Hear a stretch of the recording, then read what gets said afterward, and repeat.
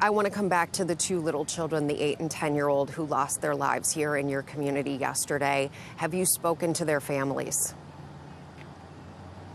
Their families are going through quite a bit of grief right now at this moment. And I was in a room with them, but they need some time to process this, and I am available for anything that they could possibly need. And look, we have to be thinking about them, not as somebody else's kids, but as our own. Think about them as our own kids.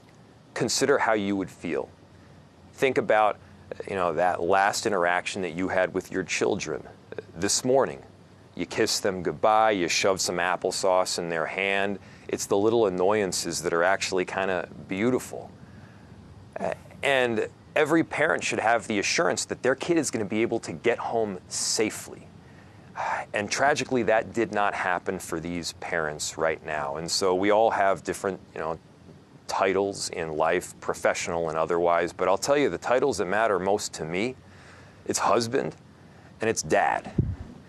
And just last night, I only got about 3 hours of sleep.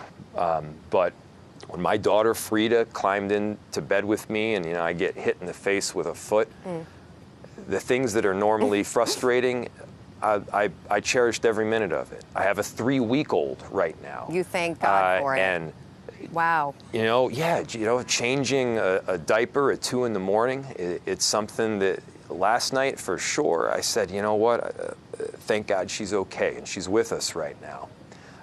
But we have this obligation out of love for all of our children to make sure that this kind of thing never happens again. And we have an obligation, again, not just to feel grief in this moment, which is righteous, but we need to show action, which is essential. I know that feeling. I hugged my children when I left New York to come back home to Minneapolis, so I appreciate it greatly. Thank you, Mayor Frey.